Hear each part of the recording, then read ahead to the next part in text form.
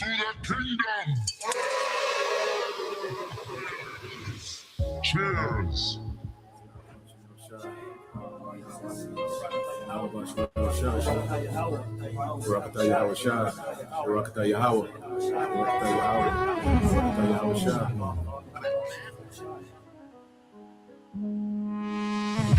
A toast to the king.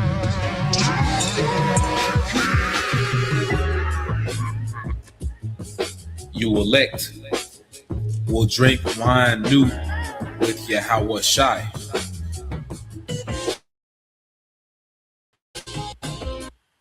You elect.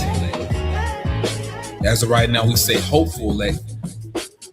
You elect of Israel out there will drink wine new with our Lord Yahweh Shai in his Father's kingdom, which is going to be the kingdom of heaven here on this planet Earth once Yahweh Shai returns. When our Lord comes back, one of the first things he's going to do is have a toast with his men. He's going to have a toast with his men, those that stood stiffly for his name and his Father's name. Let's read this one more time. Matthew chapter 26, verse 29. But I say unto you, I will not drink henceforth of this fruit of the vine, which is wine, which is made from grapes, as you know. And our Lord, he loves to drink, man. That's something that our Lord took pleasure in when he was here on this planet Earth. He's not going to do it anymore until he returns to do it with you. Showing just how much he loves his elect, man. He's not even going to drink until he does it again with you. I will not drink henceforth of this fruit of the vine until that day when I drink it new with you in my Father's kingdom. So what a moment that's going to be, man. And you can only imagine the quality of wine that's going to be. Our Lord Yahweh Shai, he has access to different things that we don't even know about, man. Access to different grapes you don't know about. Has access to an entirely different quality of life that we don't know about. But he's going to reveal it to you. He's going to give it to you when he returns. Now, you have what's called a loyal toast. A loyal toast. I'm going to read this real quick. A loyal toast is a salute given to the sovereign monarch or head of state of the country in which a formal gathering is given. In this case, the sovereign monarch or head of state would be Yahweh Shai. He's our sovereign monarch. He controls everything, man. But guess what? He's also going to extend that power to you elect. He's going to share that power with you. A loyal toast is a salute given to the sovereign monarch or head of state of the country in which a formal gathering is given, or by expatriates of that country, whether or not the particular head of state is present. In this case, the Lord will be present. So you're not going to have someone speaking for him giving a toast.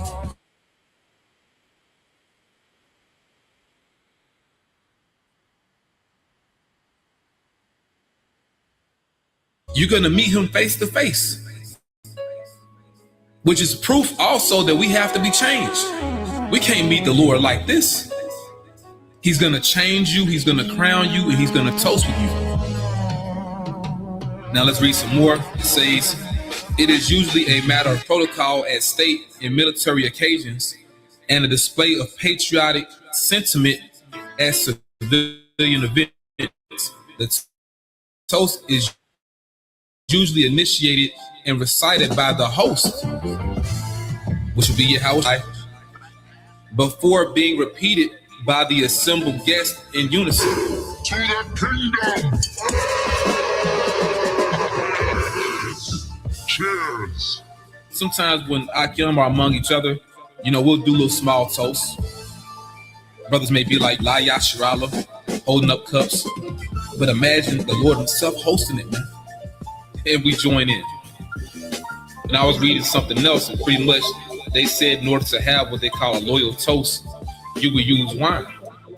That's the beverage of choice. And once again, our Lord, he's coming back, and we're going to see him with all that power, man. But he's going to extend that power to you. Now, reading on a monarch, it says a monarch is a head of state for life or until abdication, in this case for life. And therefore, the head of state of a monarch may exercise the highest authority and power in the state. Or others may wield that power on behalf of the monarch. And that will be you joint heirs. You different men that are going to reign with the Lord, man. Usually a monarch either personally inherits the lawful right to exercise the state's sovereign rights, often referred to as the throne or the crown, or is selected by an established process from a family or cohort eligible to provide the nation's monarch. In this case, the Heavenly Father Yahweh himself selected his son Yahushua. And once again, when our Lord returns, he's going to wield that power to you elect as well. Once again, he's going to change you. He's going to crown you. And he's going to have a toast with you. A kingly toast. To the kingdom. Cheers. A toast with the king.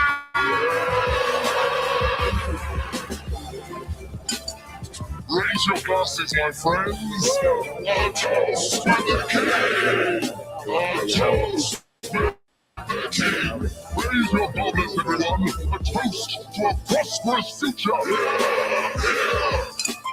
To the king. To our glorious future.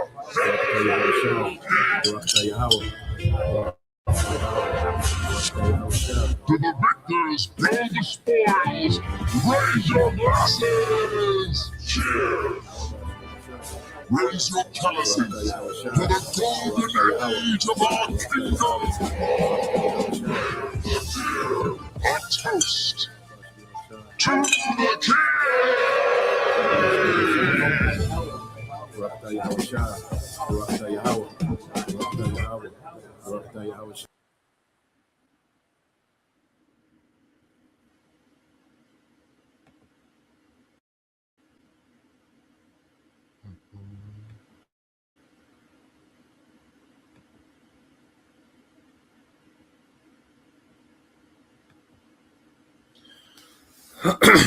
All right, Shalom.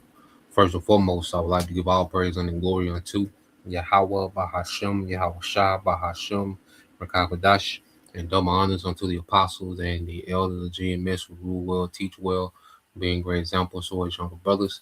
And peace and blessing salutations to the hopeful lake out there pushing his word and truth and in sincerity across the four winds in the name of Yahweh, Bahashem, Yahushua, pushing to get up out of here. Shalom to the hopeful lake, the believers, the listeners, whom have came back to the obedience of the scriptures through faith in Yahweh Bashem Al-Shai. All right, so this morning news and prophecy, okay, hey, you got a lot going on. You know, a lot of prophecy is speaking at the same time, okay? So we're going to take, you know, a segue from the action, you know, dealing with the war and kind of get into some things domestically, you know, look into what the elites got going on. And it's beautiful that the brother posted precept, you know, because that's the spirit. You know, this is Brother Warriors of Yahushua 144, and it says Romans 13 and 11, and then knowing that and it says, and then knowing the time, that now is the high time to awake out of sleep, for now is our salvation nearer than when we believe, man. And our salvation is nearer than when we believe. You know, like you can tell, like the Lord, like because it's day for day as these things unfold. You know, day for day, man. Hey, it's like the stakes are getting higher and higher. Okay. Because prophecy has begun. You see, the Lord has shift gears on the elites, man.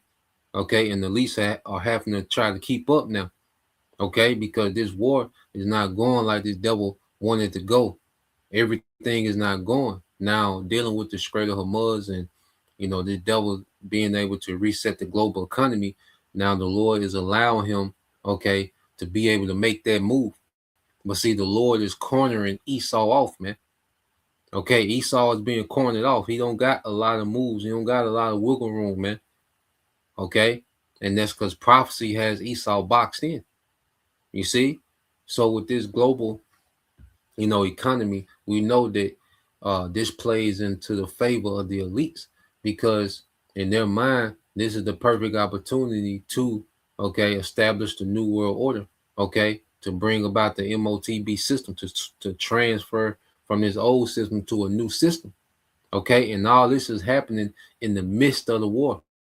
So these, like we've been saying, the MOTB and the war go together. They're not two separate events. They go together. Okay, this war and the MOTB, they go together. So what we're seeing with this devil, he started World War III because it's a conventional war.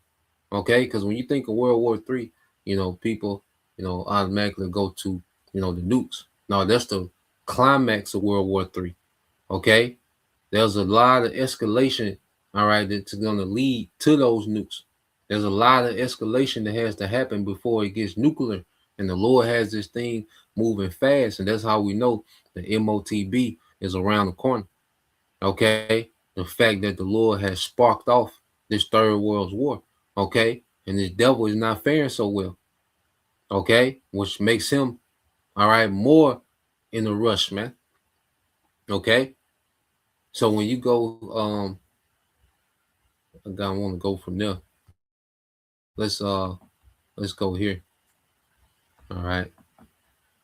Got the let's go here. Pull up the Bible, pull up the blue letter. So when you go to First Peter chapter 4 and verse 7, it said, "But the end of all things is at hand. Be ye therefore sober and watch unto prayer." Okay, so the end of all things is at hand. The end of our captivity, the end of Esau's rulership. Esau's at his end. Okay, Esau, like I say, he's limited, and that's another thing. The Lord is showing how limited Esau is, man. Esau is not all powerful, man. Okay, he's not all knowing. He's limited, man. Okay, in everything, he's limited in resources. He's limited in military might. Okay, he's limited in intelligence. He's limited, man. Okay, and the Most High is making this man bear. Okay, so we at the end of this man's reign. Okay, so every move he makes, he's just walking further and further into the trap that the Most High got laid for him, man. Okay, and when he make this MOTB mandatory, that trap gonna close in on his ass, man. Okay, and he's gonna be judged. Okay, it said, "Be ye therefore sober and watch unto prayer," man. So we in the spirit of watching this devil, man. If a brother want to post that in Sirach 5 and 15, okay, we in the spirit, we on our watch, man. And as we see things unfold, that's why, like El Apostle Tahar say, you miss a day, you miss a lot, man. It's a lot going on, So as we're on our watch, man, and things unfold, there's new developments, continual developments, there's new narratives that emerge, and so as we watch these things, we report, okay, showing where we at according to prophecy, man. So let's go here because even Yahweh Shai himself,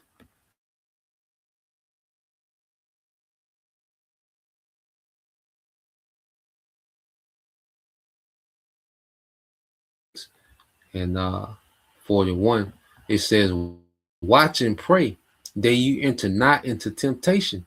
The spirit indeed is willing, but the flesh is weak." Okay, so we're commanded to watch as well as pray. That we enter not into temptation, man. Okay, because as we see all these things happening, as we see that the Heavenly Father is bringing everything to pass, that He said He will bring to pass, everything is aligning exactly how the Lord said they would align. All right, with these events. Okay, well, we know exactly where we at. So we continue to watch these things and these things unfold, man, because it's getting down to the wire. And we have to stay in prayer, because Satan, he's still in the spirit of resisting. Satan still is trying to cast doubt, cast confusion, trying to flare up that old man. So Satan is still in the mix, So we have to still pray, all right, and be strong in the spirit. That's why I say be sober minded. That's why I say the spirit indeed is willing. This is the time to be tapped into the spirit, man. This world is gone.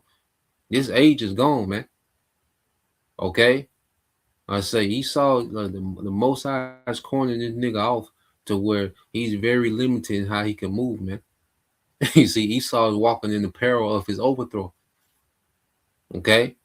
So this devil, he's been tiptoeing as of late. All right? He's been pivoting. All right? But the Lord is forcing this nigga to go with his move, man. Okay? And it's going to be tacky as hell. All right? So I got a few videos I want to get into. You know, I got a few videos. This is all right, this is the brother Yag the guy, Israel Benjamin 144. But this is Sirach 5 and 15. It says, be not ignorant of anything in a great matter or a small. Okay. So as you know, the war, all right, which is the main thing, you know, we still have to break off and look into this devil, all right, and see how this nigga is moving, man. And what's his play. Okay. And you know, as brothers been watching this nigga for so long, you can pick up on his patterns. All right. You can tell when he's telegraphing something. Okay. And now we see with these gas prices going up, okay, the devil is using, okay, this war, okay, to put an economic siege on the masses. Because, you know, people say, well, they doing this, you know, to get some more money. Well, the elites don't need money. All right. They don't need, all right, them dingy ass $5 and $10 bills in our pocket. Okay. They just need control. And when people are desperate, all right, that gives the elite more control. Okay. So he wants to create an economy that has people desperate. Okay. Has people fearful and frantic. Okay. It's called control by fear. Okay. Because when you're fearful, when you're uncertain, when you're confused, okay, when you're desperate, well, your rational thinking shuts down, okay, and you begin to look for any option for quick relief, okay, and that quick relief gonna be that MOTB, okay. So let's go here. I got this. I got a few videos. I want to go here dealing with the gas prices, and I'm gonna show you that really the gas prices in America now, the EU and these Western Asian. I mean, in these Asian countries, you know, Japan, all right. Well, China got some things worked out because China's an ally to Iran. So China has some things worked out where they good, you know, on their end. You know, Lord, we might tap into that on another lesson. But China got some things worked out to where they good, okay. But as far as the EU, Japan, mainly these nations that's heavily on these Western blocks, that's heavily allied with these Western governments, okay, are gonna they now they suffering starts immediately, day for day. You know, they feeling the crunch, but America shouldn't be feeling the crunch like that as far as gas prices. We're gonna go into why, okay? But let's just go into some reactions, you know, dealing with the gas, all right, over here in America, man. But it's nothing but an economic siege by the elites, and we're gonna get into what the economic siege is, our Ratazar, okay? But the nations that, all right, are directly affected, mainly, like I say, Japan, all right, Thailand, all right, the EU, okay, these nations are directly affected by this, okay, because they don't produce nothing like that. They don't produce oil like that, okay. Well, let's go here. Let's play this. Oh, you better get ready. I mean, they are blowing up oil fields all over the place. And that's another thing too. That's why they're constantly reporting about these oil fields. Okay, they're constantly reporting about these old oil fields, showing you oil fields being blown up. Okay, and there's an excuse, all right, to gouge these prices. Okay, because this is a crisis that affects everybody. All right, and this gas is a ripple effect. So gas prices drive the economy. Okay, and they want to create inflation. They want to create hyperinflation. Okay, they want crisis. All right, they want people in America to purge all these divisions in America, man. Okay, So as things get scarce, they want people to purge. They want to knock down the population of America. They want to weaken America to fit into their new world order agenda. Okay, so these price hacks in America, all right, are artificial. Okay, it shouldn't. America shouldn't feel gas prices move just based on a few days of the Strait of Hormuz being closed. Okay, but they're going to artificially do this because they want crisis and they want to squeeze. And these devils, the Most High pushing the gas on these devils, man. Okay, this nigga is being hurried in this agenda, man, because the Most High is wrapping this nigga up, man. Okay. And that's not good news for us. $5, $6, $7 gas. Oh yeah, it's coming. I don't see anything that can change that. Not when you have oil fields burning. Yeah, that's going to create a supply issue. It's not like we have an oversupply of oil just waiting for us to tap into. So yeah, probably on Monday, oil is going to go over $100. By the middle of the week, if things don't improve, you're going to see 110, 115. And yeah, we're going to start climbing to $5, $6, $7 gas. It's not if, it's just when. You can't have oil fields burning all over the place and blowing up huge reserves. And yeah. Now, this is an eerie feeling when you pull up to the truck stop and all the gas is gone. This is the current state of the world right now as we speak, where a lot of gas stations, not saying are widespread shutting down because I don't want to spread any false information, but this is the second gas station that I have seen within the past couple of days. One I saw with my own two eyes, and two, the other one I saw from, videos just like this, people experiencing this all over the world. And this one specifically is a truck stop. All right. So a lot of these places are either getting panic bought from a lot of people, panicking and trying to buy as much gas as they can, or two, they were having big supply chain issues with the conflicts that are going on right now within the Middle East. This is downtown Los Angeles near Vera Street. Gas is March 8, 2026. Okay. Los Angeles, California, downtown LA. It is 7:22. These are the gas prices. And when we talk about gas prices right now as we speak, we're currently looking at a national. And you had, gas shortages, so these devils can use this and spin it, and just turn the pumps off, say, hey, they can declare a global crisis and then just turn the pumps off, which would, demobilize people. Okay. Make people have to sit their ass down. Okay. So this devil, he can spin this in a few ways, but we know one thing, this devil is doing this to put economic pressure, okay, on the masses, man. Okay. Esau needs you desperate and dependent, okay, and fearful. Okay. So let's play a little more and then we'll get into what we call we'll get into American oil situation.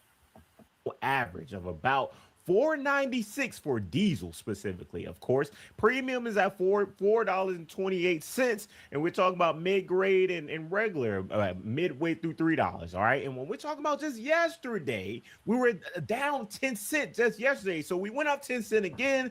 And also a week ago, diesel has gone up over $1, guys. This is the state. This is where we are, and this is happening very, very fast. And like I said, I'm experiencing this in real life. If you guys are seeing elevated gas prices in your area, let me know in the comment section below. What is your experience? Because there's all kinds of different perspectives. So I want to get this one more guy here, and then we'll go into how oil works in the US of A. So let's play this real quick. That is ripping you off right now. And they're going to use the war as an... Here is yet another place that is ripping you off right now. And they're going to use the war as an excuse that they hiked their prices up over $1 a gallon. They're ripping you off. It's an excuse for the rich to get richer. Let me show you something. I stopped because gas was $3.44 a gallon. That's the biggest amount that I saw, but actually it's $3.59. $3.44 is if you're part of their club. Is anybody a member? Is anybody a member? So that is kind of a bait and switch right there, and a lot of gas stations are doing it. But of course, we just take it. We need gas, right? What can we do? Wow, that is 100% fact. And So let's go from here. All right, because these devils, I'll say they're going to use, this current situation, all right, to put an economic squeeze on the masses, man. Okay, now when you go into it, all right, so how does American oil work? All right, so where does America get most of its oil and diesel? Because diesel, that's a big thing because that's how those 18 wheelers, all right, transport, goods, all right, throughout America. So if diesel goes up, all right, the cost of shipping goes up, which the cost of goods go up. Okay, because it's one thing when you're filling, it costs, it used to cost you $40 to fill up the tank, on regular gas. Now it costs you, $55. Okay, that's one thing. But these diesels, all right, these 18 wheelers, when it goes from causing costing them $250 to fill up, okay, to now $500 and $600 to fill up, okay, then that makes a big difference. All right, and as these things go up, all right, they constantly use, this situation, okay, to hike these prices. All right, it's just going to be more of an economic squeeze on people that's already stretched thin. Okay, so it says the U.S. produces most of its own oil, roughly 60%, with top domestic sources being Texas, New Mexico, and North Dakota. For imports, the U.S. relies heavily on Canada, okay, 57 to 60% of imports, followed by Mexico, Brazil, Saudi Arabia, and Iraq. So America only has, all right, when you go to it, get the numbers, okay? So America has a lot of its own oil. Now they import, all right, oil from other countries because they have to mix their oil to make it to where they can refine it. Now, America can't refine a lot of its oil straight out of the ground, and that's why they depend on, all right, Canada, New Mexico, all right, not New Mexico, but Canada, Mexico, all right, Brazil, Iraq, and Saudi Arabia. Now, when you get into the numbers, in 2025, the majority imported petroleum was from Canada, okay, followed by Mexico, okay. So most of American oil comes from right here on the same continent, all right, Canada, okay, which is to the north of America, okay, and Mexico. So America only, when you go to Saudi Arabia and Iraq, which that's 7%, and then Brazil, the other 3%, which is Brazil is also in the Western Hemisphere. So only 7% of Americans' oil comes from, all right, the Strait of Hormuz. Okay. So for gas prices to be going up within a few days, okay, that's artificial. You see, they only depend on 7% of that gas that comes from Saudi Arabia, and they just use that gas, all right, to mix, okay, with their oil so they can refine it easier, all right, in the American refineries, man. Okay. So even when you go here to diesel, all right, it said while the U.S. imports some crude, it is a net exporter of refined petroleum products, including diesel and gasoline. Okay, most diesel is produced domestically in the Gulf Coast refineries, man. Okay, so why are these prices, all right, going up this quick? Okay, because the elites are taking advantage of this situation, okay, to crash the economy, man, to cause inflation. Okay, because the elites need a global reset in order to switch over to this new system, to this new digital system. Okay, and even though the war ain't going exactly how they want it to go, All right.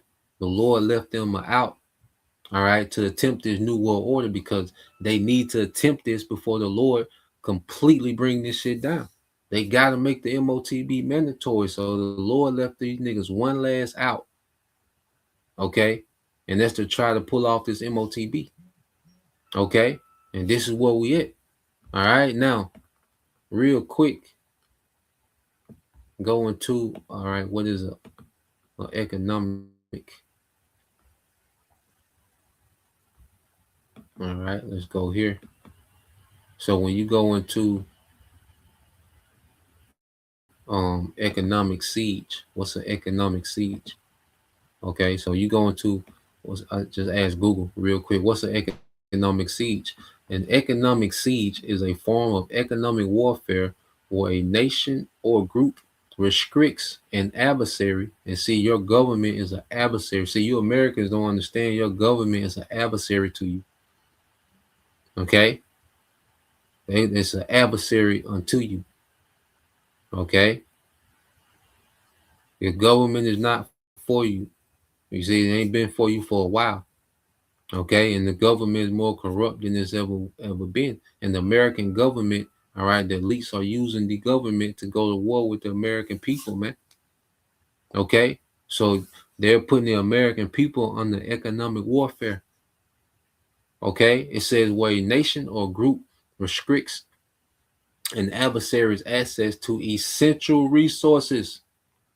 Okay, an economic siege is a form of economic warfare where a nation or group restricts an adversary's access to essential resources, markets, and financial assets to force policy changes or weaken them. Okay, to force policy changes or weaken them. They want people desperate. Okay, they want people desperate for a solution. That's why a lot of people are going to run to this sea hip.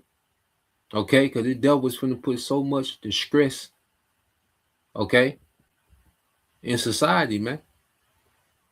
You see, conferences are constant, and this devil been chipping away at people economically, man. Okay. And now it's to the point that with this gas, man, he can take it as far as he wants. You know, we'll watch. You know, we'll watch him, but he can take this as far as he wants, man. You know, gas can just go to something crazy. Okay? To make it where, hey, certain things going to have to be shut down. Certain things can't be afforded. Okay? People are already stretched to the limit, man. You see? So this is a perfect opportunity for this devil, you know, to really move the needle with his new world order, man. Dealing with this oil crisis, with this energy crisis, man. Okay? It says it acts like a military blockade using sanctions, embargoes, and blacklists to cause economic distress, often leading to scarcity and inflation. Man. Okay? Because if these trucks are not running, okay, if the inflation, if it don't make sense, if these businesses can't be profitable because the energy costs too much, okay, so this can have a major ripple effect in society, man.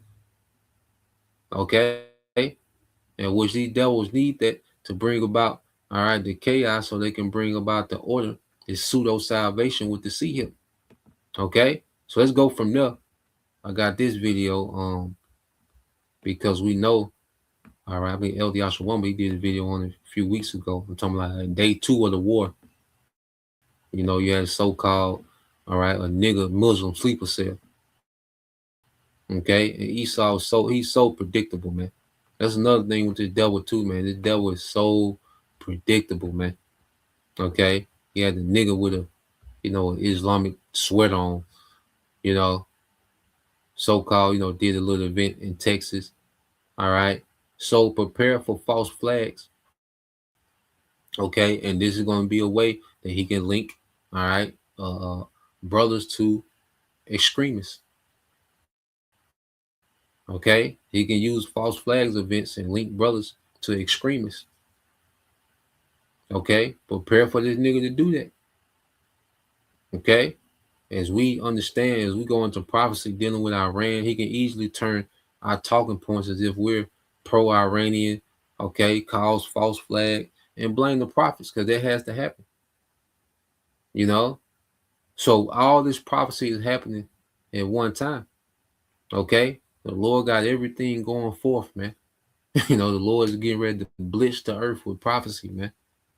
Okay, he is blitzing the earth with prophecy. So let's go here, because the latest thing now is the FBI warns Iran could attack, okay, LA. Okay, so let's play this.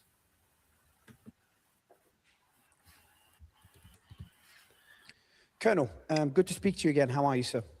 I am burning a candle at both ends, trying to keep up with what's going on, but glad to be here. Yes, I am. As you can see, I was just on my phone before we started. There was a pretty massive attack by Hezbollah on Israel, which we'll talk about. But everyone thought Hezbollah, they discounted Hezbollah and their capabilities. And then we see a pretty massive attack, the biggest yet in this war, and the biggest since the last war against Israel. But before talking about that, there's a very interesting development that came out, which I don't know what to make of it. And that's the FBI warning the California Police Department that an attack within a couple of days is imminent. I'm trying to read the warning here. FBI warns police in California that Iran wants to retaliate for U.S. attacks by launching drones against the West Coast from vessels there, I assume. And I'm trying to make sense of it. Is that really Iran's strategy now, bringing the war to the American shoreline? Is it a false flag attack to escalate the war in Iran, potentially boots on the ground? I'm leaning more to the former, that Iran is bringing this war to the U.S. to further hurt Trump politically and pressure him to end the war. But it could be something else. What do you think, Colonel? You know, at this point, you can't rule out either one of those, because both of those are possible. It's plausible that Iran would do that, but it's also, it would seem to be out of character from what they're doing, because they have a lot of the resources and the things they need in the region where they can do. They can go after and are hitting and are killing Americans in the process right now. They don't have to go after the homeland. They have been careful so far to primarily, at least of Americans, to go after political or military targets. To go onto something like this, I think would be, if this was true at all, first of all, and if that's what Iran was thinking of, that would be a really big unforced error, because it would immediately turn a lot of Americans against them in ways that they aren't right now. So I think it would be really foolish if they did that, but you can't rule it out, because they're saying, hey, you're devastating my homeland, and we're going to do something to your homeland because you never pay any price on any of these things. Maybe they would. But Vibe coders, ready to build more? Meet Base 44. But I have a bigger concern that it may be used by others as a false flag kind of situation. And you don't have to look very far than the polling, where President Trump is already 38 points underground. He's already heading into what's likely a blue wave, wipeout in the midterm elections. That's even without the war. Now things are starting to go bad. And if he can't turn things around pretty quick, I mean, it could be a tsunami, not just a blue wave. and you look at the polling for America. As of a graphic we had on our show earlier today showed that what the American public support level was at the beginning of various wars in our history. With World War II, it was like 95%, or maybe it was higher than that after Pearl Harbor. Even in the 2003 Iraq War, which everybody thought was real before they realized weapons of mass destruction weren't real, that was like 75% supported. This one's 41% at the beginning. Ooh. And as this thing continues to go south, that's just going to continue to bleed. So it's not out of the realm of possibility that some people may think, no, but if we had some kind of a strike on our civilian population here or anywhere on American soil, and it said, oh, those Iranians are coming to here, then you could get a huge boost in that, and people could turn positive to that, because Americans, I mean, Pearl Harbor, 9/11, they don't take those kind of things lying down. They don't even care about the facts. Once we get hit, everybody rises up and you get the rally around the flag. So I worry that that's a possibility. And unfortunately, I can't discount it, because this administration has been, and really American government for a while, and I can't just blame it on this one, It's been for a while where they'll just lie out their teeth about so many things and say things that aren't true, so that they get things that they want or whatever. So I don't have any level of trust that we wouldn't do that. In the past, I would just dismiss that as, of course not. That's not what we do here. But we do have some history with that, so I am worried about it. I'll tell you. So yeah, and people already know. You know, a lot of people are already calling it out as a false flag as soon as it was announced. Okay, but if they do these things, all right, with shock and awe, you know, it's gonna be a big psyops, man. Okay, and this devil, he's gonna spin it, you know, and like he say, America needs a rally around the flag moment, you know, because there's a lot of disapproval of how America is moving, man, especially as you know it's going south, all right, with this attack on Iran. You know, America and the small hats are looking terrible out here, man. Their credibility is shot. All right, this invincibility of America is shot. Okay, uh, you know the approval, you know, of the government, the trust in the government is an all-time low. Because one of the things with Trump, his main thing was to build back trust, okay, with the American people, all right, and walk them into this new world order. Okay, that's why he brought all the technocrats out with him. Okay, and people that wouldn't normally approve, okay, of these technocrats, all right, under Democrats, well, they approved it under Trump. Okay, so Trump whole thing was to bring back, you know, to be this great white hope, make America great again. All right, build back trust for the government. Okay, and the devil Trump was supposed to walk everyone into this new world order. Okay, but the scriptures say Esau's in scrapes, so we're going to see desperation from Esau. Okay, we're going to see desperate moves for him, and this would be a perfect way for him to blame the prophets, man, to do these false flags and just, hey, it's these guys, you know, look what they've been talking about. You see, because then Nero, all right, then he blamed, all right, the church. You see, so Nero 47, he's back again. Okay, and you best believe he's conjuring something up to blame the church. Okay, so we'll see. All right, we're just watching these things. You know, you have that news dealing with that. Now, when you go from there, all right,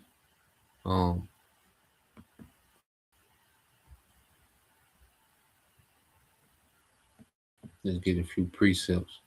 Let's get this real quick.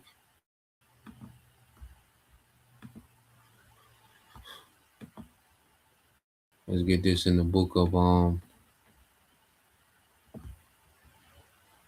2 Corinthians chapter 2. I'm getting in the NLT. All right, so you go to 2 Corinthians chapter 2 and verse 11. It says, so that Satan would not outsmart us, all right, and Esau, okay, he's the physical counterpart of Satan on the earth, man. Okay, he's the adversary in the earth. Okay, this man is driven by the spiritual demon Satan, okay, to be adverse against righteousness, man. It said, for we are familiar with his evil schemes, man. You know, and you can just look at how the devil is trying to frame everything, where he's going next with it. Okay, so the FBI, you know, giving these warnings of Iran, all right, striking with drones, okay, in LA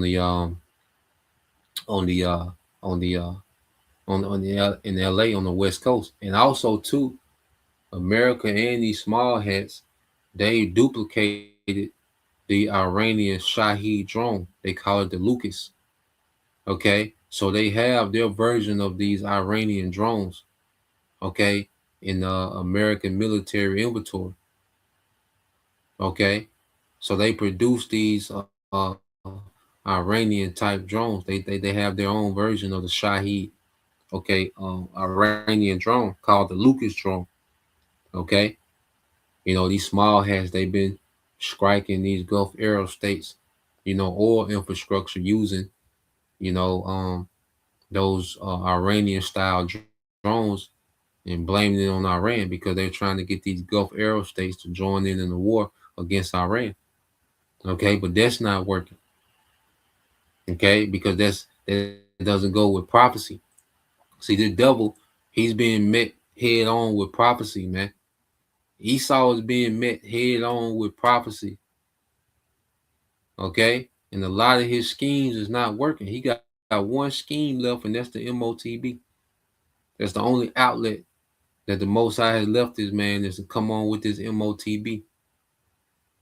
Okay, and to do that, he needs chaos and a false flag.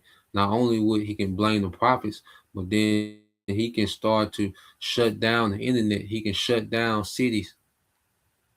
Okay, he really can shut down movement. Okay, he really can get militant on American soil. Okay, martial law. You see, because these other prophecies have to come, but see, the war is going on while these other prophecies are going to be fulfilled right here in America, man. Egyptian versus Egyptian, because people are divided, man. And when things get scarce and tight, man, all this division in America, man, these people finna collide. Okay, like a brother, I think a brother posted it. I'm gonna segue to this next video, but I'm gonna get that, the brother. But let's go here. I'm gonna get this video, then get the brother posted some precepts.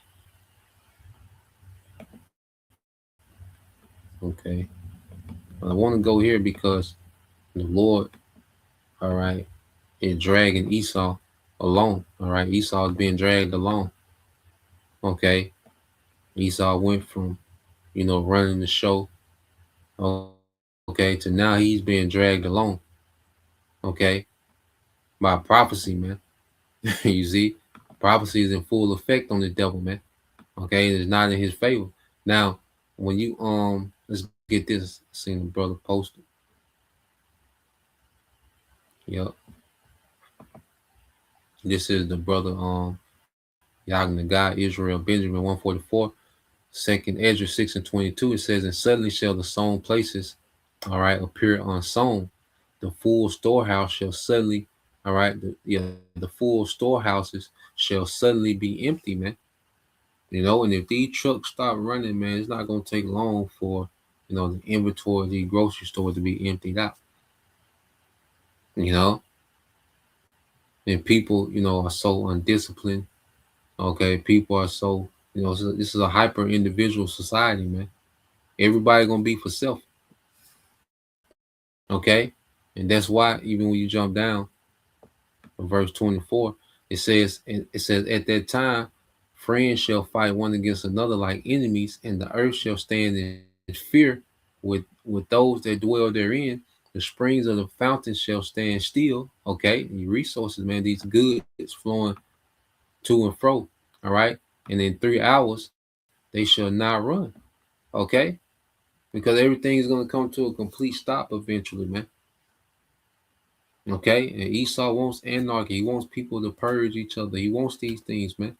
He wants people to be at war. He wants these little cliques to form and people to get militant. And the devil, he's going to be unleashing mercenaries. Okay, so while this war is going on, there's a lot that's going to come to America, man. Okay, while this war is going on, because this war can go conventional for a while. Okay, it's going to be conventional. You're going to see nations start to trickle in, different nations start to trickle in. This such and such has joined the war, such and such has joined the war. This nation just entered the war. You see, it's going to escalate into nuclear destruction. Okay, nations don't, come into wars immediately. Okay, because these nations are preparing themselves. They're watching. You think these nations ain't watching day for day, missile for missile, what's going on with America and Iran? These nations watching, man. Okay, and they'll position themselves and posture themselves to enter in. Okay, according to the scriptures, because these alliances got to happen. These alliances are got to happen, and they're already starting to trickle in, even if it's just verbally, because it starts off with verbal. Okay, a verbal, all right, commitment. Then you start seeing assets being sent, information being shared.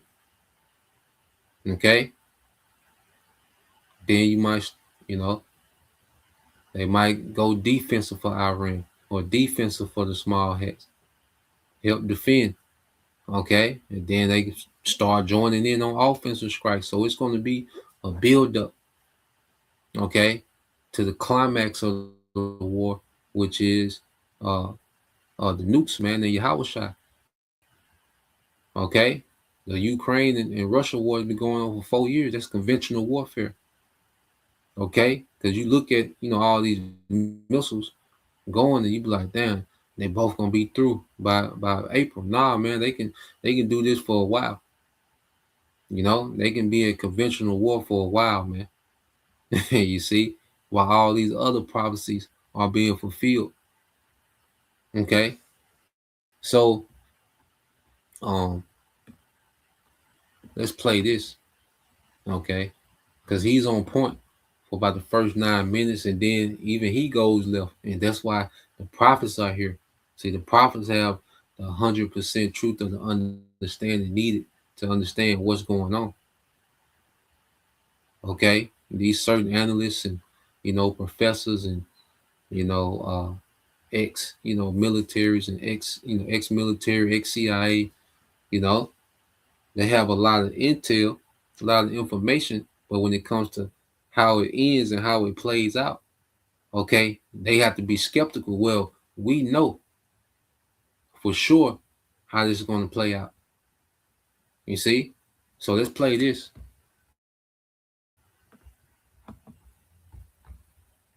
Or the complete collapse of the current global order. Question 1.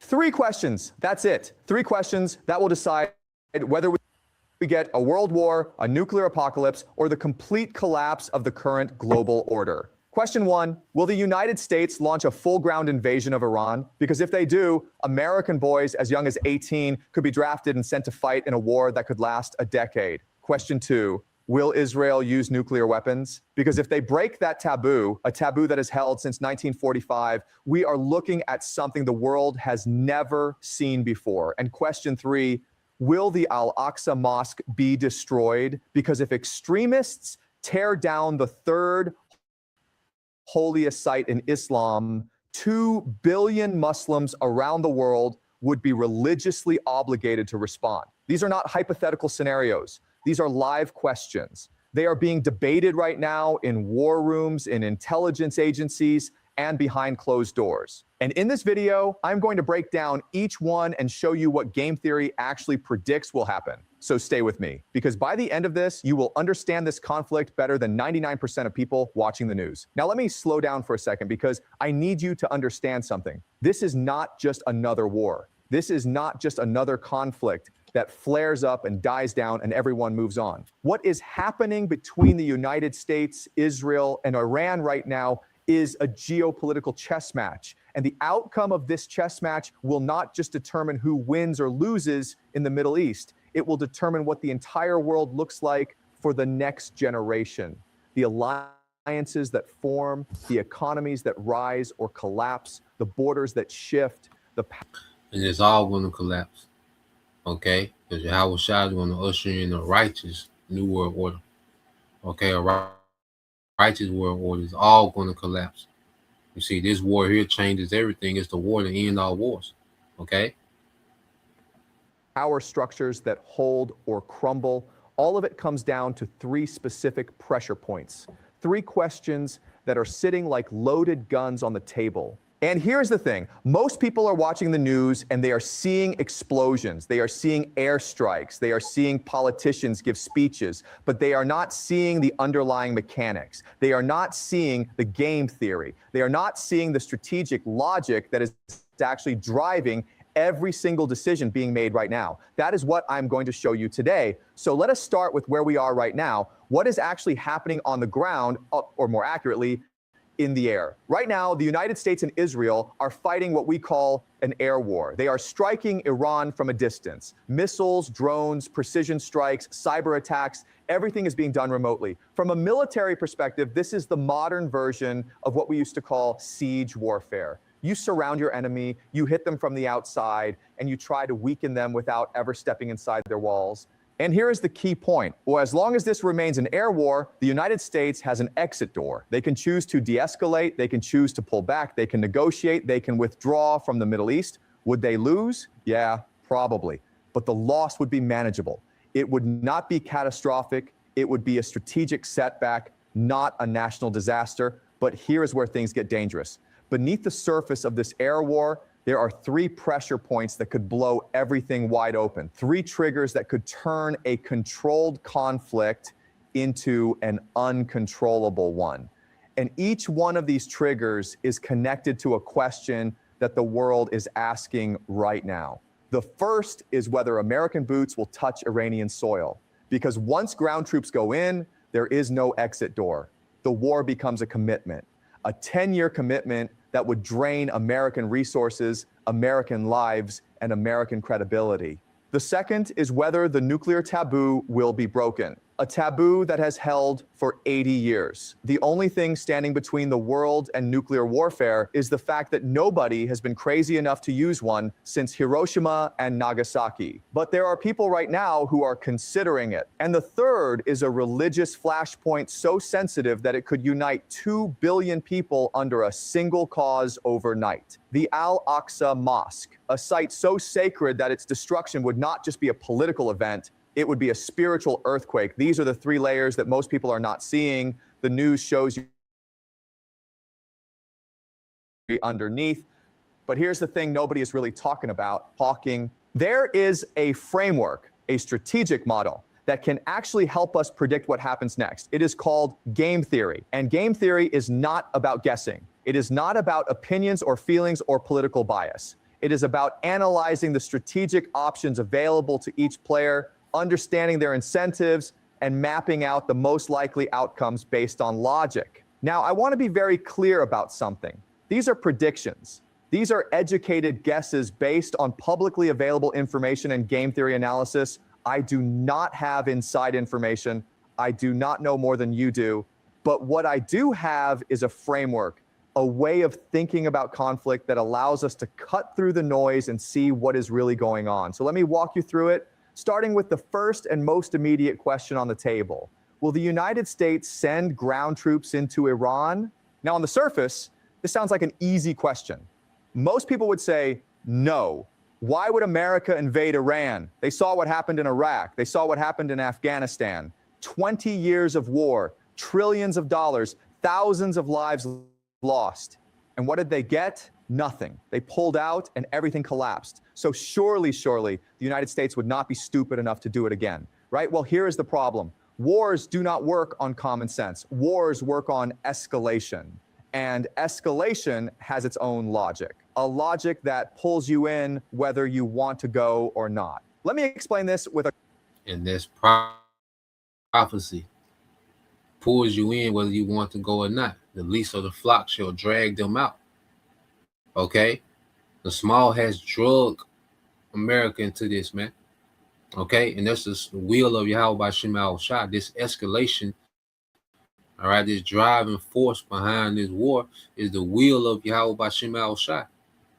Okay? And once it starts, you can't get out of it. Okay? As we're going to go into it because he has a term called mission creep. You know, we're going to get into it, but he's going to explain it a little bit and then we'll expound some more. But that's the will of the Lord.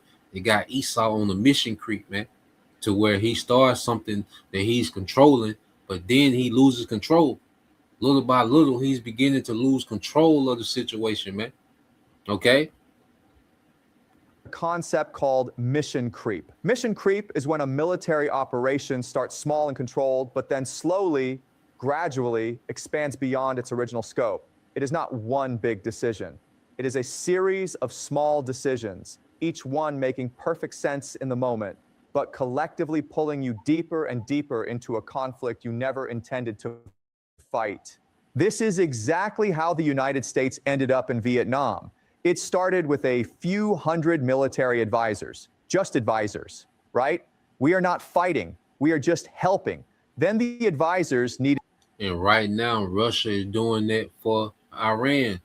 Russia has technicians. They have pilots. Okay, China has technicians. China has pilots. Okay, in Iran, they have advisors in Iran. Okay, so just as America started off with just advisors in Vietnam, okay, and then it led to what? Troops, to them actually being engaged. Okay, Russia and China have advisors in Iran now. Okay, they have military personnel in Iran now. You see? Protection. So they sent in a few thousand troops just for security. Then there was an incident, an attack. American soldiers died. So they sent in more troops to respond, to protect, to retaliate. And before anyone realized what was happening, there were over 500,000 American soldiers fighting in the jungles of Vietnam in a war that lasted nearly 2 decades. That is mission creep. And the terrifying thing about mission creep is that nobody plans for it. Nobody sits in a room and says, we are going to send 500,000 troops. It happens one step at a time. Each step feels reasonable. Each step feels necessary, but the staircase only goes down. Now apply this to Iran. Right now, it is an air war, remote, controlled, safe, at least for American soldiers. But what happens when an airstrike misses? What happens when Iran retaliates and hits a US base? What happens when American soldiers die and the public demands a response? What happens when the air war is not enough to achieve the strategic objective? You send in a small team, a special operations unit, just a quick mission, in and out, but then it does not go well. So you send in 2,000 troops to support them, then 5,000, then 10,000, and suddenly you are in a ground war in Iran, a country of 88 million people with mountainous terrain that makes Afghanistan look like a parking lot. And once you are in, you are trapped. A ground war in Iran would not be Iraq. It would not be Afghanistan. It would be both of them combined and multiplied. Military analysts estimate it could take 5 to 10 years. It would require a scale of military mobilization that the United States has not seen since World War II. And now I want to go into this term mission creep. We know, all right, it's not going to be 5-10 years, this war, okay, because the Lord has everything speeding up. But I want to go into mission creep because that's what the Lord has Esau on. So he's on the mission creep, you know, and once it started, it can't be undone. You can't stop it, okay, because these devils have to fulfill prophecy, man. These nations, these alliances have to be made for this war. These things got to be done, okay? And because this, when the climax of World War III gonna cancel out everything Esau trying to do, okay? And the Most High got this man on mission creep. So it says a mission creep is the gradual, unplanned expansion of a project. Okay, so this devil, he went into this war with one plan, with one mission, but now the Most High got him on mission creep. Okay, it says organization or military mission beyond its original goal or scope. You see, it's growing out of control. Okay, he can't put the top back on. Okay, he done open up that top and it's everywhere now. He can't put it back on. He done took the lid off and he can't put it back on. Now he on mission creep. Okay, it said it often leads to increased costs, resource depletion, and diminished focus on the core purpose as the initial limited objective expands into a much larger endeavor. Okay, so Esau is on the mission creep. The Lord got Esau on this mission creep to this third world war, climaxing into a nuclear war. Okay, so this devil, he's having to do things to try to mitigate his last decision. See, he's trying to save face. Okay, because he can't surrender. If he surrender, he can't surrender. Because Iran, and the Lord got it, well, Iran not stopping. Iran going crazy. Lord, we'll tap into it tomorrow, man. But the son of the supreme leader that they killed, he going crazy over there, man. You have to understand, they killed his because they got Iran on mission creep too. The Lord got Iran on mission creep to where it started off with a retaliation to now it's all out war. Okay, but the guy Mashtaba, okay, the new supreme leader of Iran, they killed his father, his wife, and his daughter in them airstrikes, man. Okay, they killed his father, wife, and daughter all at once. The West, and this true animosity between the small hats and the Persians, man. Then they go back millennials. That goes back thousands of years, man. That's an old rivalry, man. There's true bad blood between those two people. You know, there's real bad blood. Lord, we ought to do a lesson on it, but there's true bad blood between those two people, man. That's been brewing for a long time, and those small hats been constantly agitating the boar. And now they done unleashed this wild boar, and then they killed the father, but then the son, now he's in charge, man. Okay, and these last 2-3 days since he's been in charge, man, they've been going crazy on these small hats, man. Okay, because the Lord got them on a mission creep too. Russia, they on the mission creep. They starting off advising, but eventually they're gonna be fully involved. They starting off just supplying information and weaponry, okay, sending their technicians. Okay, China, they on the same thing, providing information and weaponry, and because it was China that helped them shut down the Starlink. Okay, so it's starting off with them. Okay, but what if okay, some Russian advisors get killed in the strike? Some Chinese technicians get killed in the strike. You see, the Most High got this thing planned out, man, where it's going to escalate according to how he wanted to escalate, man. You see, and this is what we're seeing. This is a mission creep, and no one can control it. Okay, this is all the will of the Heavenly Father. All right, so let's go from there.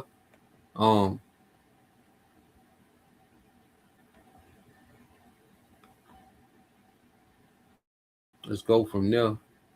Let's get this.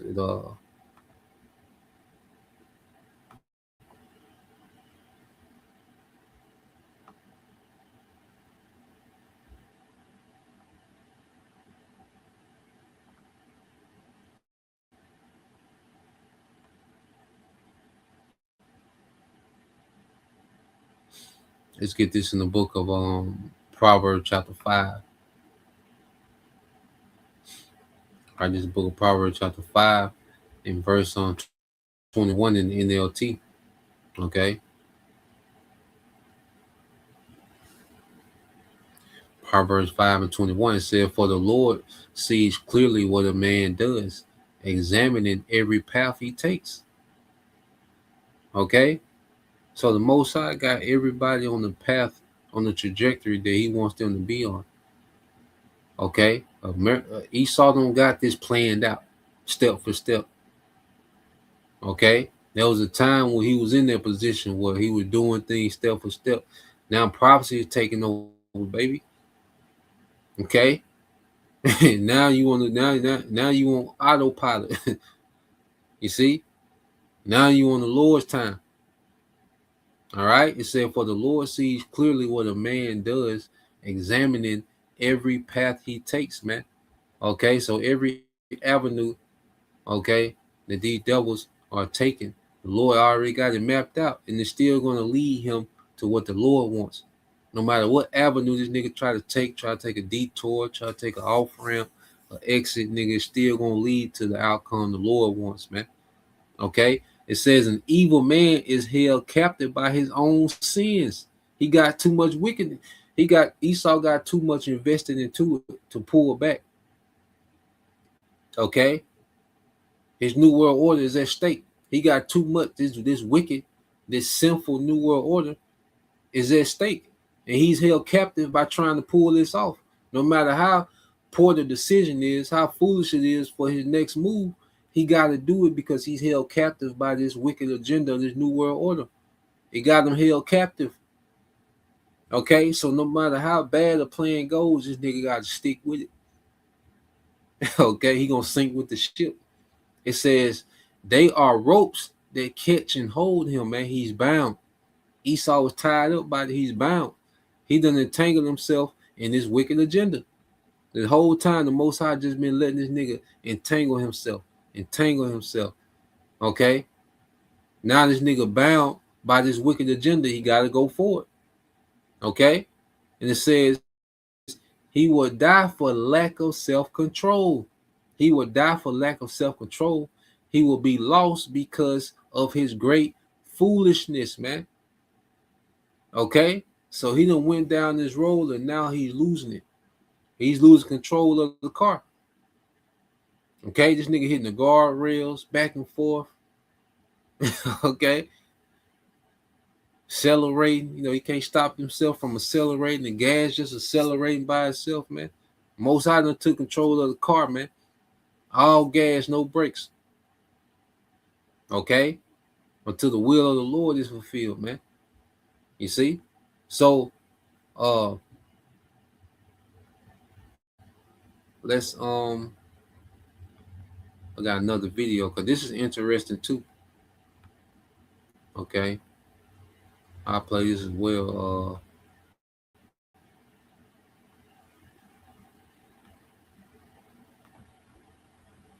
Let's play a little bit of this.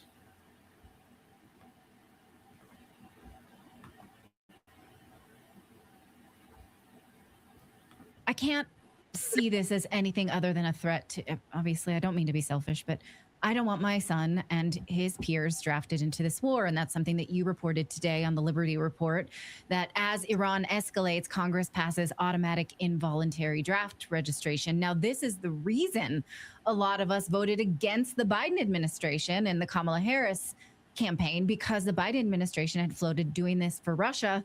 How the F did we get here now? Can you tell us about this report? It's dangerous, and the NDAA is notorious because it's a must-pass bill. They will slip some of the worst language in there. If you remember going back, 15 or 20 years, the things that they put in the NDAA.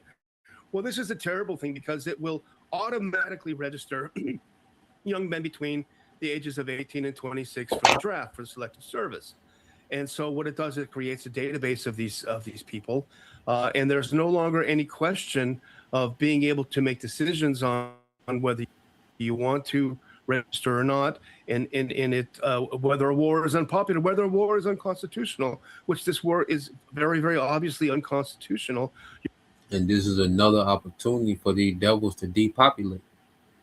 All right, to just send, okay, men and women, okay, over there to that war. This is a great chance also for them to depopulate, man. To send them over there to get slaughtered. Okay, because that ground invasion of Iran is going to be a slaughterhouse, man.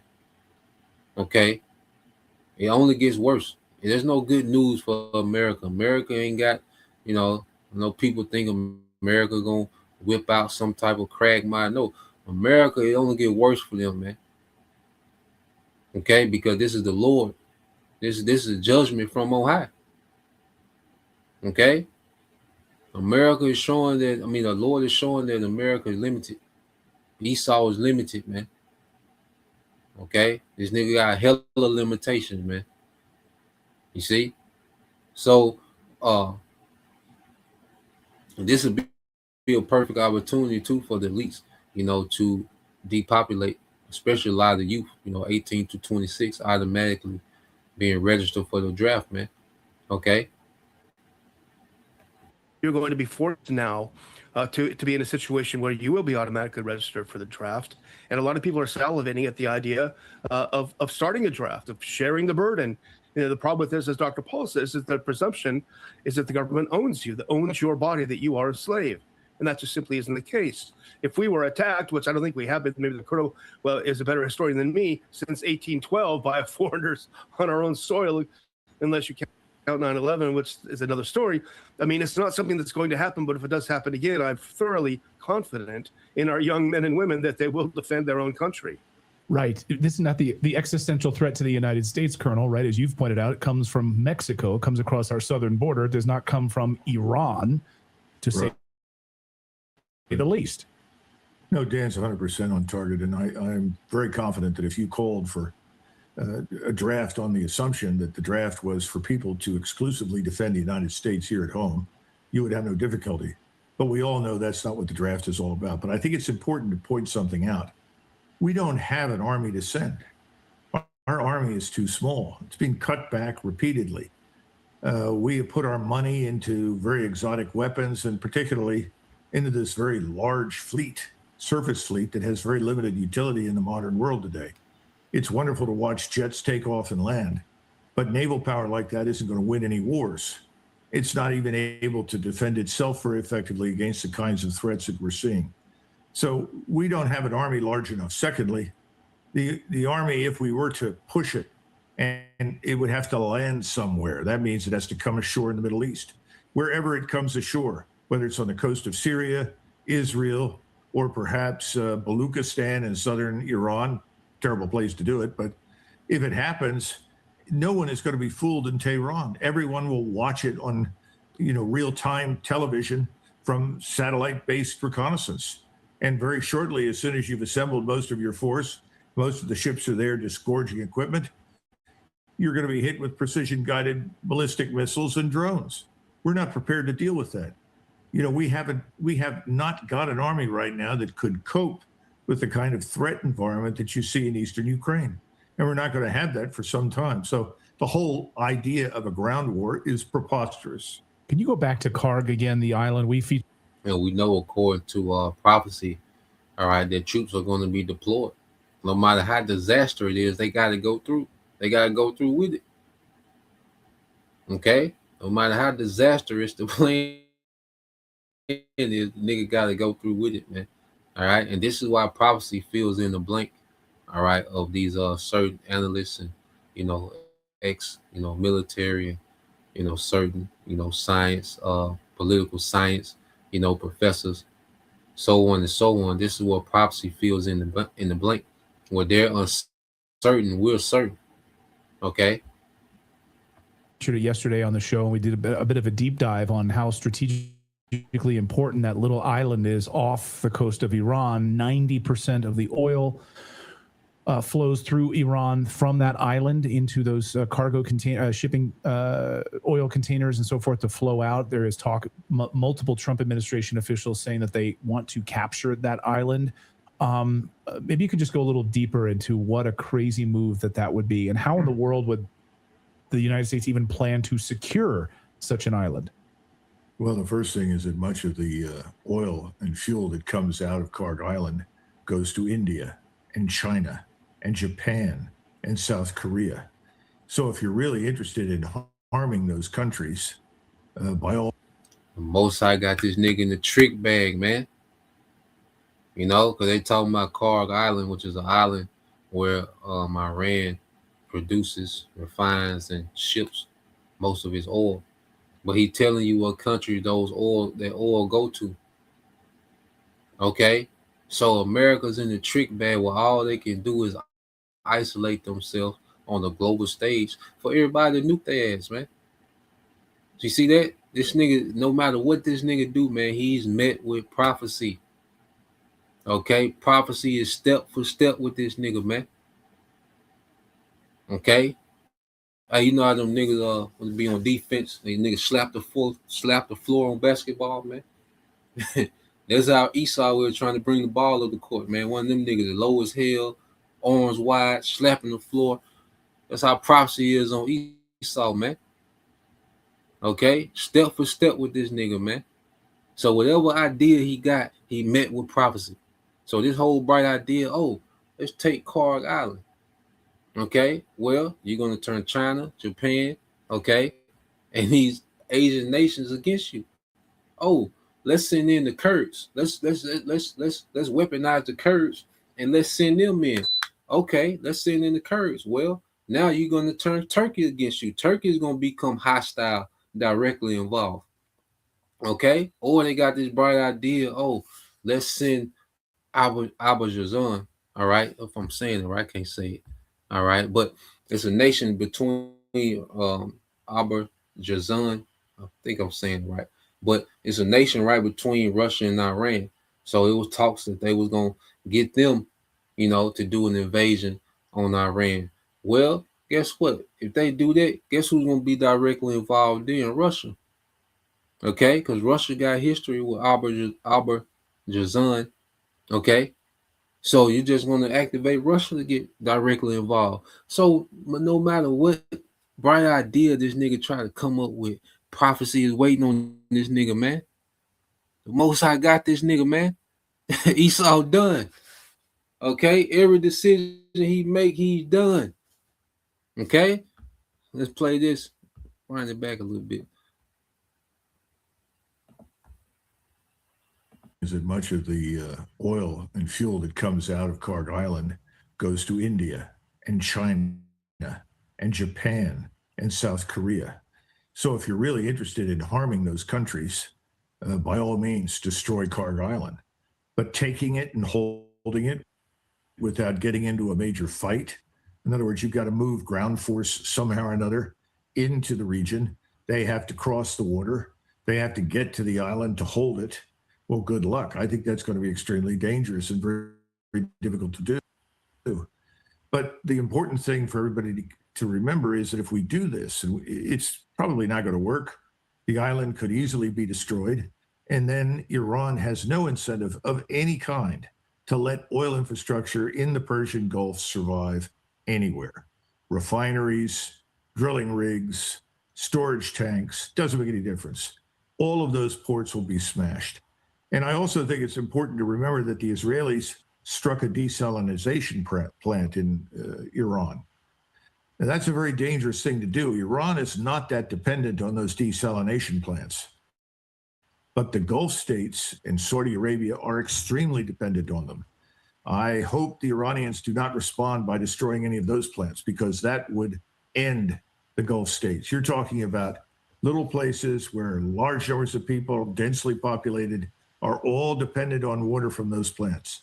That would cause mass death and certainly the destruction of the economy.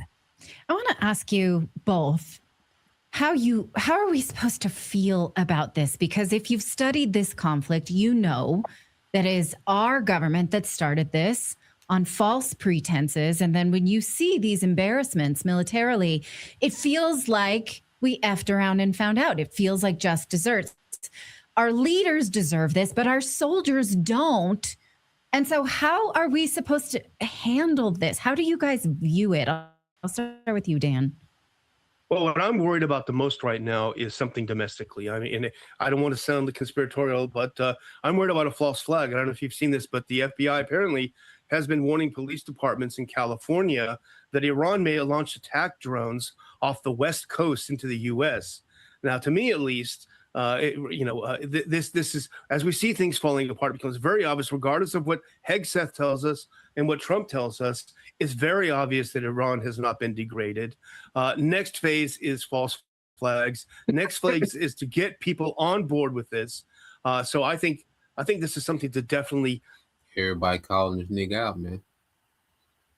You know, everybody calling this nigga out, man.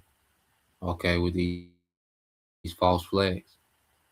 Okay, because they know Esau got the same old dusty ass playbook for everything, man. False flags. Okay, the same military doctrine. Okay, you know, the same, extremists. The black identity extreme. You got the same dusty ass playbook, man.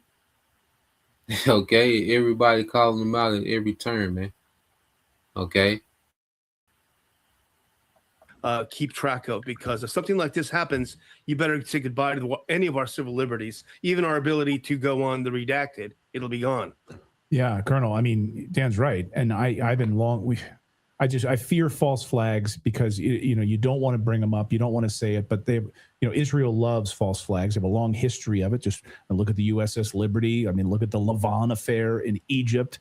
Trying to drag us into a war. So it's one of Israel's favorite pastimes is false flag attacks. They're doing it right now in Azerbaijan. I wouldn't be surprised. Of course, they're reporting of attacks into Turkey, also trying to make it look like Iranian attacks, all of that. So Dan's right. On United States soil, is that something you're concerned about? Well, first, let's be clear. Nobody is going to stop me from talking to Natalie. I'm sorry, Cliff. Forget it. I will always show up to talk to Natalie, even half dead. So That's nice. I don't really place too much credence in that, because my information tells me that the Iranian government has specifically instructed anyone that they're in contact with in the Western Hemisphere absolutely not to harm the United States.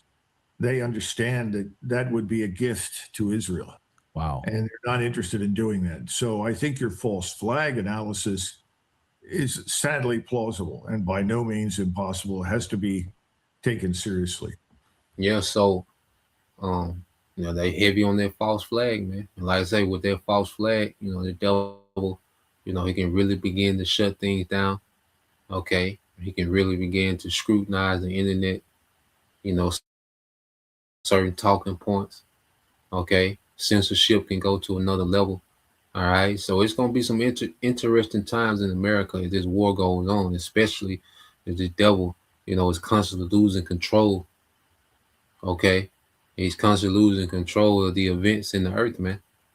Okay. And he's being pressured and rushed, all right, to come with this new world order, man. The MOTB. Okay. So, let's go here.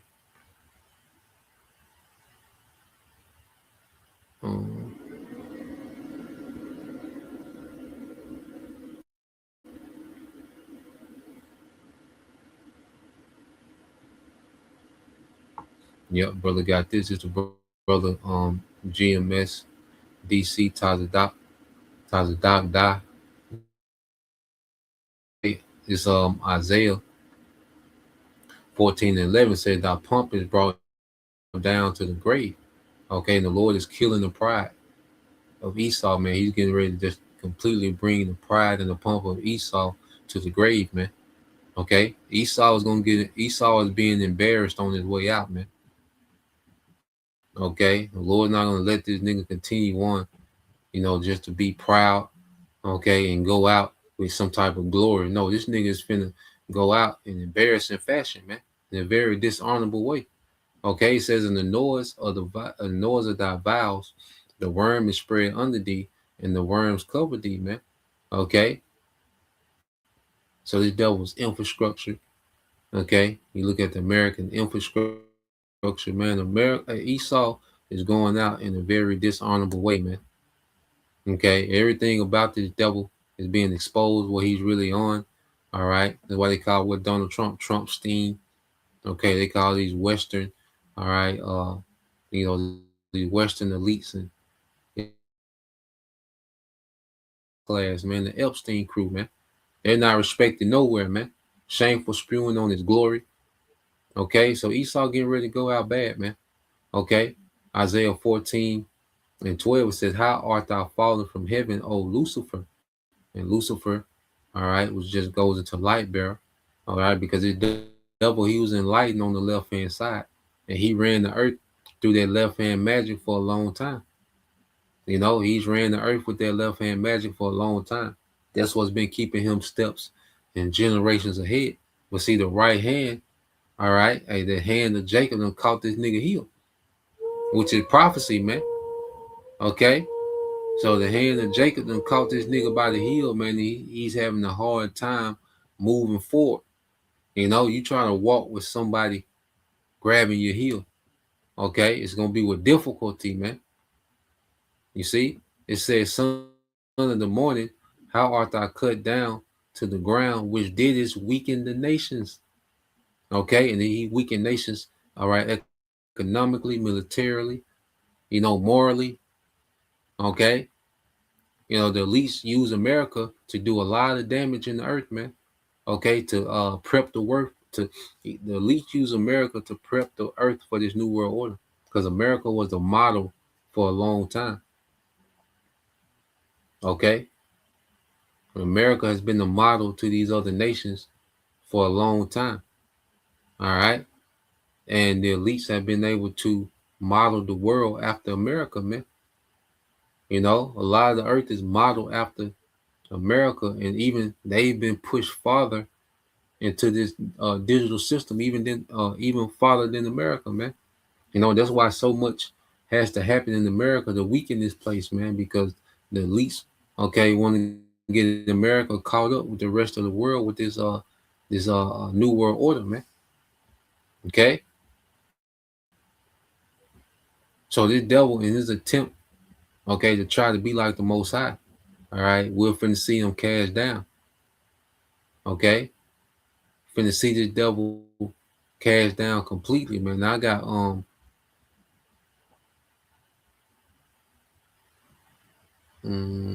I'll leave it there. I think I'll play the other. Let me see.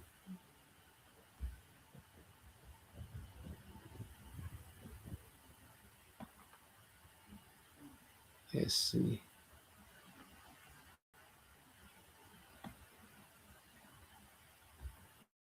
I might go into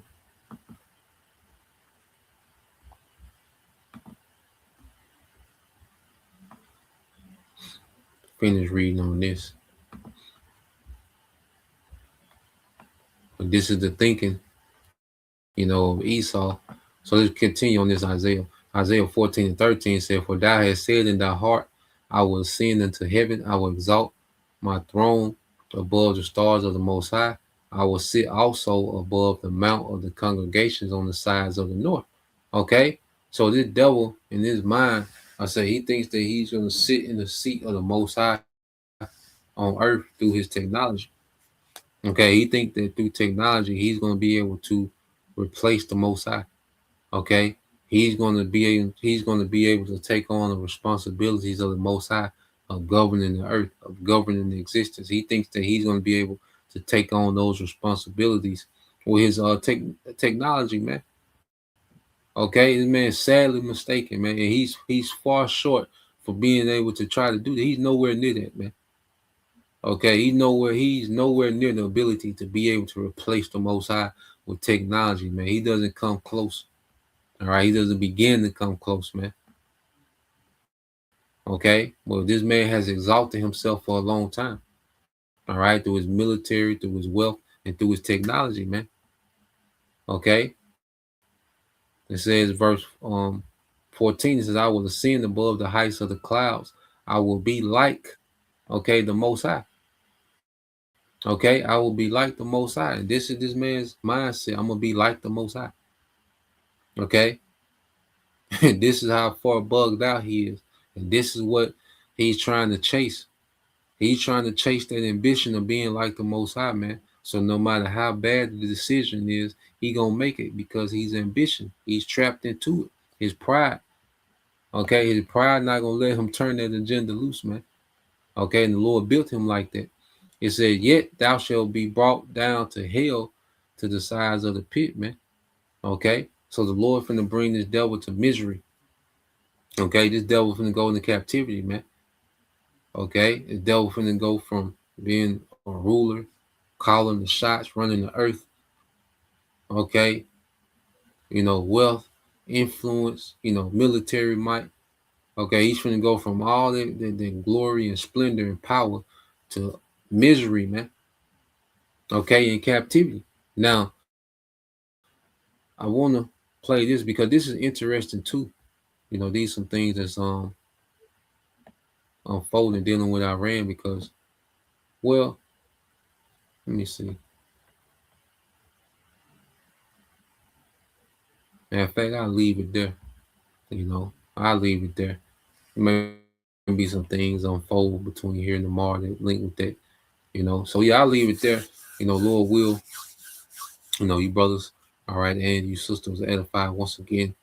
We give all praise, honor, and glory unto Yahweh Bahashem, Yahweh Shai Bahashem, Rakakwadash, and double honors unto the apostles and the elders of GMS who rule well, teach well, being great examples to his younger brothers.